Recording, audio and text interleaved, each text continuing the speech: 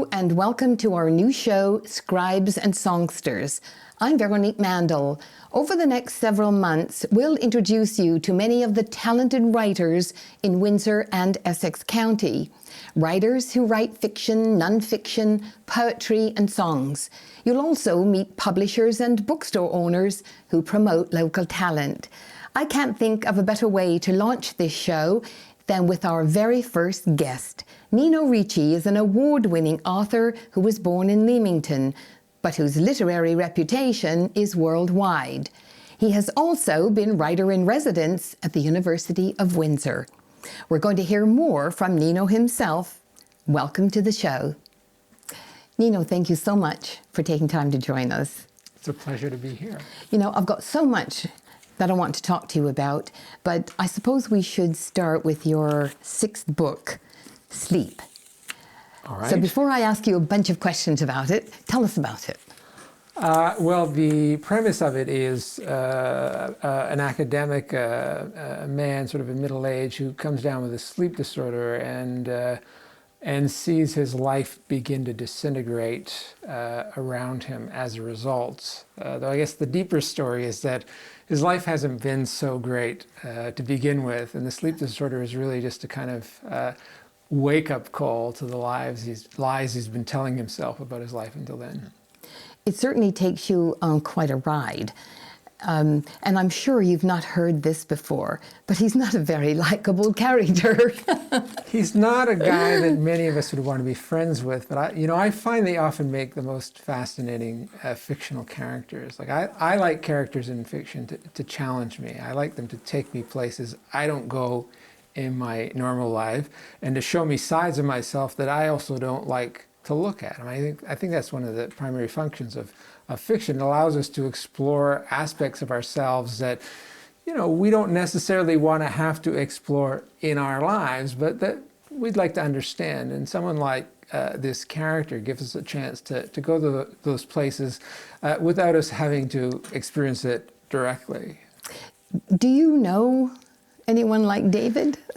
I can't name anyone quite like him, and I'm not even quite sure where he came from. I want to say off the top, he's nothing like me, or only very slightly like me in my worst moments. There's certainly aspects of people I've known in him, but he really just kind of arose from some dark corner, I guess, of my own subconscious, and then took on a life of his own. And in fact, part of the problem in writing the book for me was, doing the work of understanding him. It took me quite a while to begin to understand how his mind worked and what he was after.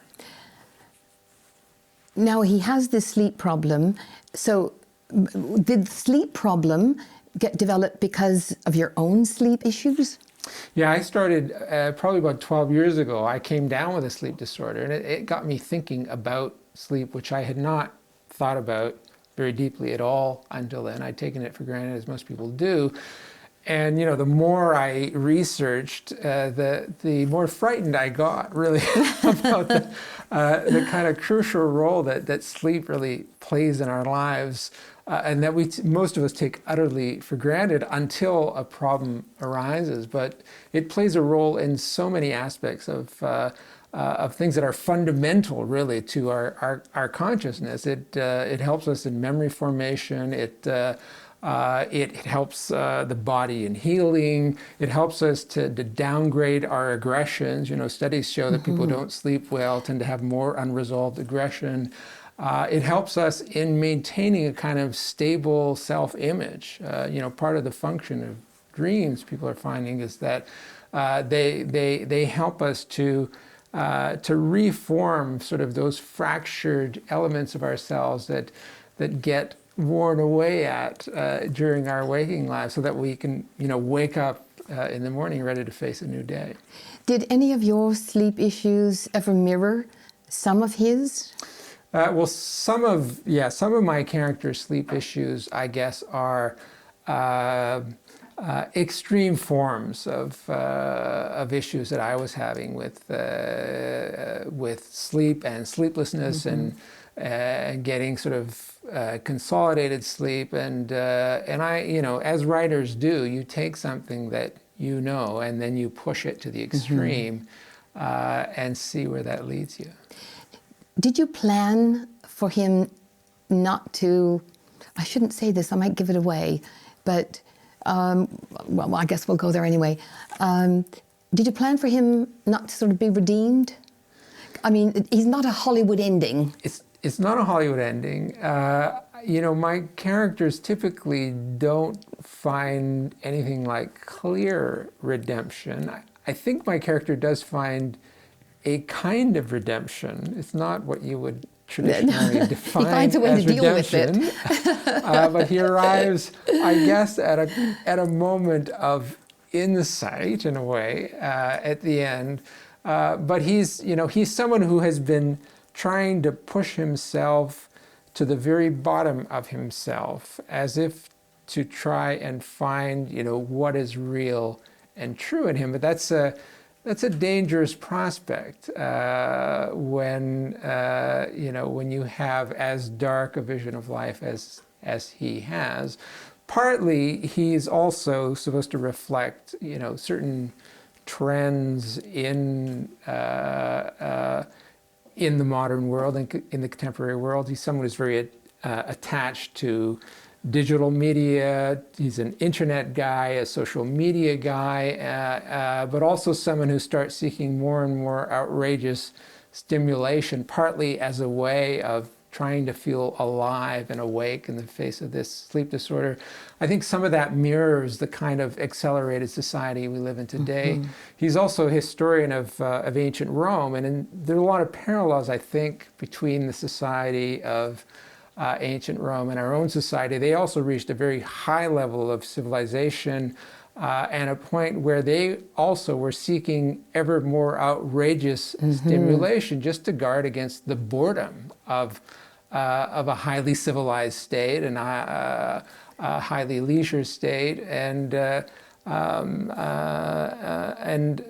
think there are close parallels there between those two worlds, and also the idea that civilizations often seem to have a kind of built-in self-destruct button. They reach this pinnacle and then they get destroyed. They weaken around the edges. Something comes in, whether it's another conquering state or environmental decline, that suddenly wears away the civilization to some more primal, primitive state. It's almost as though he lived that. Yes, he's as kind of the microcosm example of that kind of cycle. I'm curious, what do men think of him?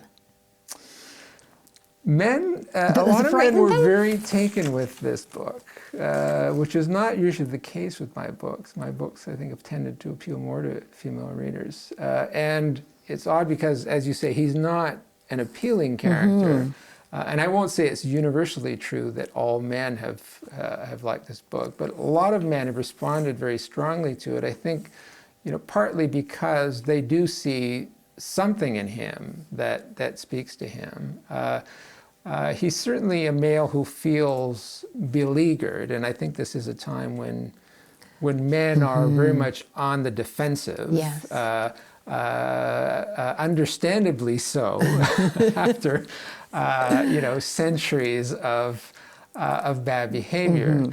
And ongoing bad behavior, but he's not someone who is deeply self-reflective about that, but he is someone who feels under siege by the current order. In fact, the first book that he publishes is called Masculine History, and is a kind of slap in the face of the feminist hegemony that he feels himself battling against. So that's definitely part of his battle. But I think men on the whole in our society are finding themselves in this kind of transitional state where their old models are no longer valid, but they're not quite sure what the new models are. Do you like him? Do I like this character? I would not say that I like him, but I did find him interesting. And I do think he took me to some interesting places. I think it's a book that women should read to get some sense of what men who can't cope with what their lives are like, to get a sense of, a sort of what it's like for them. I would agree with you. I think it is a window on to a certain kind of male thinking and a kind of male reaction to forces that they can't understand or can't assimilate or can't deal with. And that was definitely, part of my intention, just to explore that mindset. Because clearly, though as a society we recognize the things that men do wrong, yet they continue to do them. And until we understand that mentality and begin to take it apart, it's probably going to get worse before it gets better. Your books, all of them, have been very successful, some of them winning awards from all over the world. What does that feel like, a young, fella from Leamington? Well, it always feels a bit unreal. I mean, as a writer, you spend most of your time alone in a room writing something. You don't know if it's any good. You don't know if anyone is going to respond to it. And even when it's out there and does well, you're not like a musician who goes on stage and sees 10,000 people clapping. You're still mostly alone in that room, and the reading is happening alone in other rooms, in isolation. The most gratifying thing for me as a writer is to meet someone who, genuinely responds to what you've written and seems to have gotten something from it. But again, that remains a kind of one-on-one experience, and so the larger aspect of that always feels a bit unreal. We have so much more to talk about, but we're going to have to take a break. We're going to hear a piece of music right now from Dale Butler, a local musician. And here's Dale now with Summertime.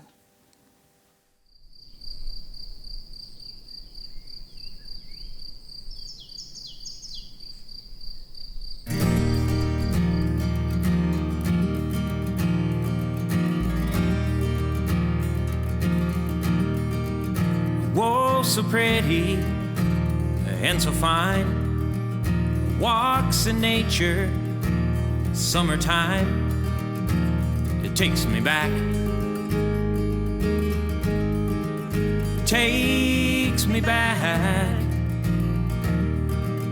when I played all day, summertime. Water's washing on the shore, feel the rhythm, well, give me more, it takes me back,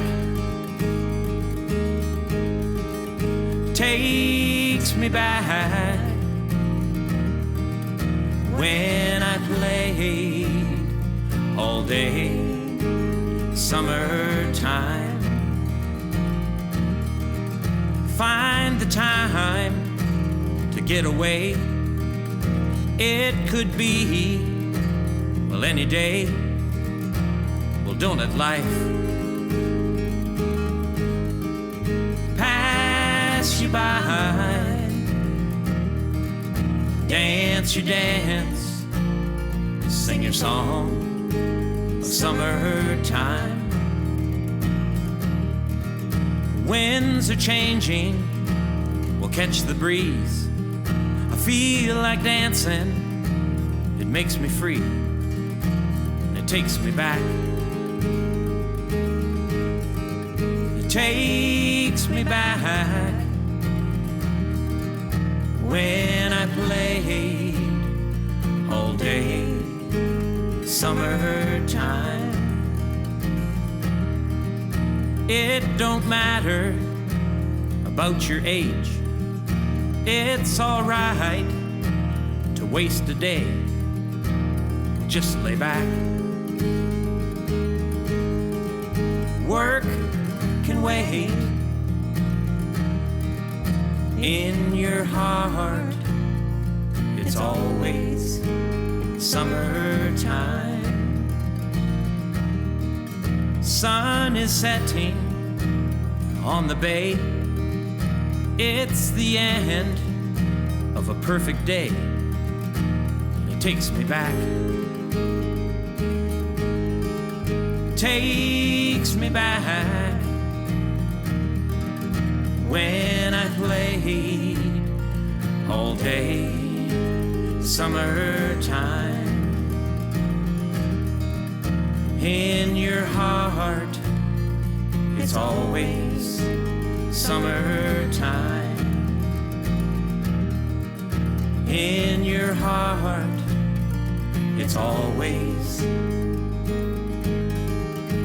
summertime.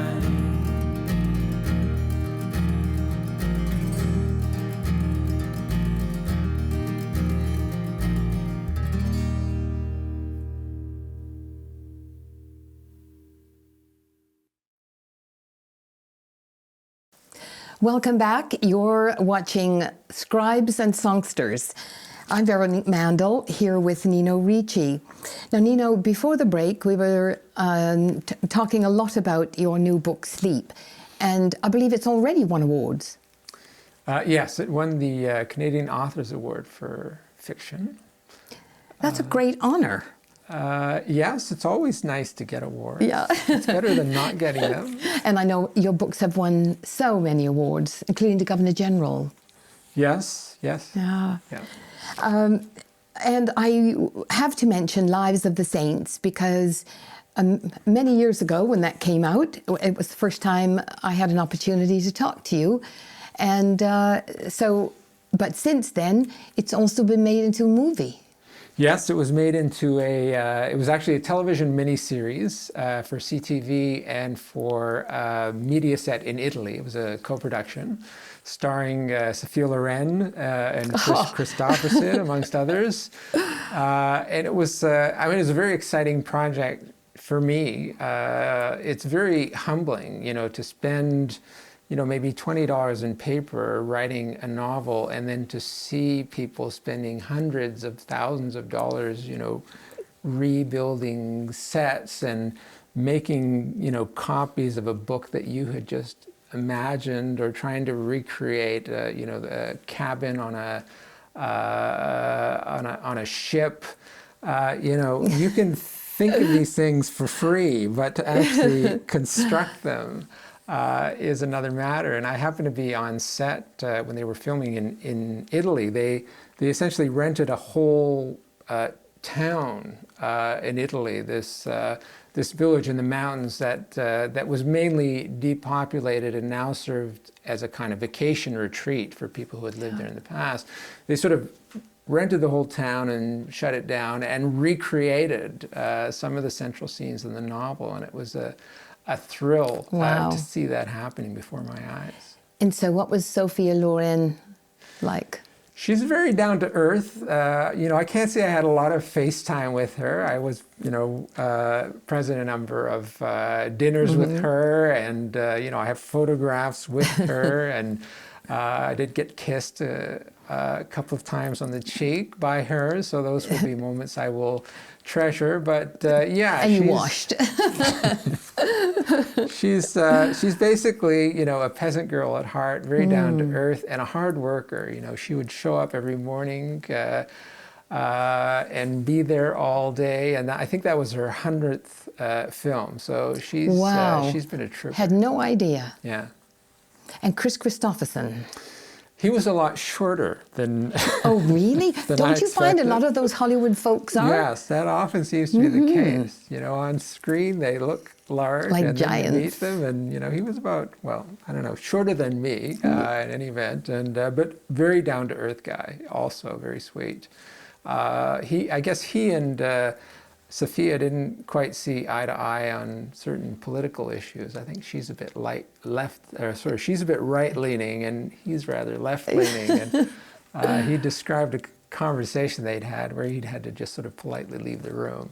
But there were no sparks on set from what I saw. He was quite gentlemanly. time runs away from us, and before you go, I'm going to have to talk to you about the role you've had in Windsor recently as writer-in-residence at the University of Windsor. Yes. Now, is this something that you pursued, or did they come looking for you? I guess it was a combination of the two. I had been here about 10 years ago as writer-in-residence at the invitation of Alistair MacLeod at that point. And They must have really liked you. Well, I really enjoyed being here. I know that. Or maybe because 10 years had passed, they'd forgotten the experience they'd had. I guess they were looking for someone to be here for a full year. Normally it's just a one-term placement, and also someone to teach a few courses, which is not a normal part of the position. Someone approached me and invited me to apply, and I was very happy to. It's always great to be back here and get a chance to spend some time in the county, and I really love the university also. There's a really good feeling there. It's a very down-to-earth university. Mm-hmm. There's no snobbery. People are there to learn, and they bring wide and varied experience. I've had some great students. I've seen some great writing in my classes and as writer-in-residence. And it's nice to sort of step out of my usual comfort zone and get exposed to the world anew. What makes the writer-in-residence position at a university important for students?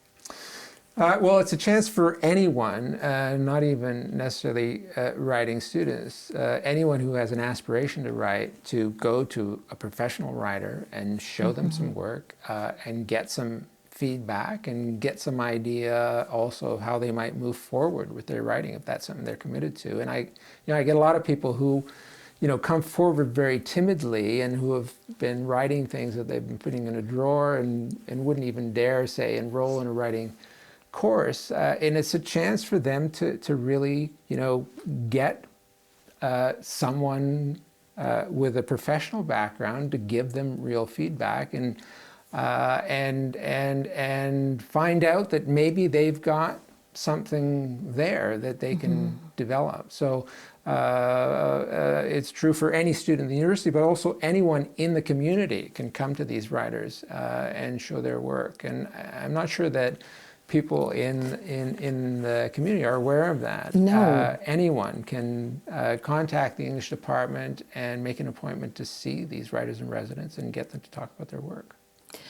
It's such a great opportunity. And so, perhaps the university needs to perhaps promote that aspect of it, because I think most people think you have to be a student.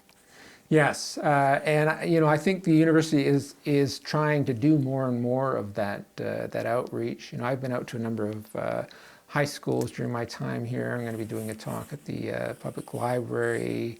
I gave a seminar for seniors as well. So yeah, we're trying to find ways to get the word out so that people become aware. What was your goal coming into the writer-in-residence? Did you sort of feel, well, at the end of my time, I want to find someone who's going to be writing the next great Canadian novel? Well, you do hope to find that writer who hasn't known how good they are and push them forward. And that does happen. It's happened a number of times that people have come through my door with no idea how much talent they had. And it's nice to be able to tell them that and encourage them onwards. But people come with a variety of needs or desires. Not everyone wants to write the great Canadian novel. Some people just want to write their memoir for their children. That's a very laudable thing to do. I think, any project like that gets you thinking about yourself and using your brain in that way and producing something that other people will be able to respond to and get something from, even if it's just your immediate circle of friends or family. I think that's a great thing, and it's a great project. And the writer-in-residence is there for that also. What next? I've always got a project on the go. I'm working on another novel. It's a historical novel set in London, England, just before the First World War, and I'm well into it. I've more or less finished the first draft of that, and I'm looking forward to the next draft. You'll have to come back. Be very happy to. Thank you so much. It's been my pleasure. Well, that's it for the first edition of Scribes and Songsters. Thank you so much to my guest, Nino Ricci, and thank you for watching. I'm Veronique Mandel. Join me again. Hello, I'm Veronique Mandel.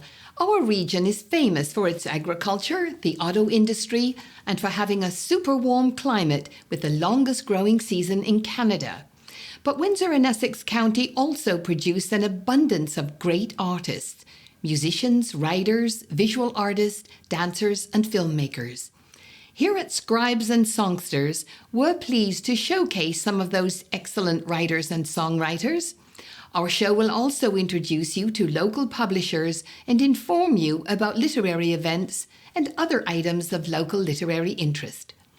On our next show, we'll feature Ellie Blake, the author of Frostblood. Frostblood spent 3 weeks on the New York Times bestseller list for young adult fiction.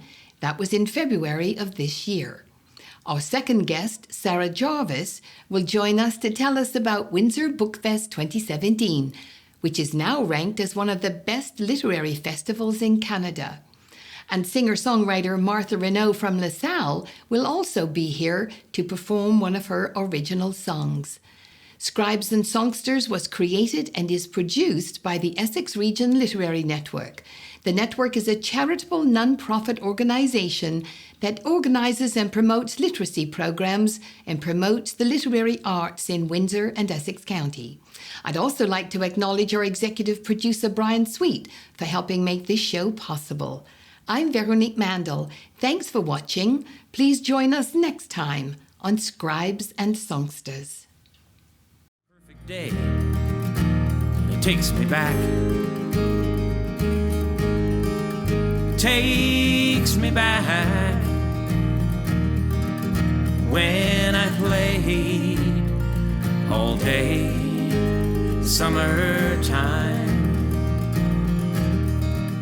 In your heart, it's always summertime. In your heart, it's always summertime.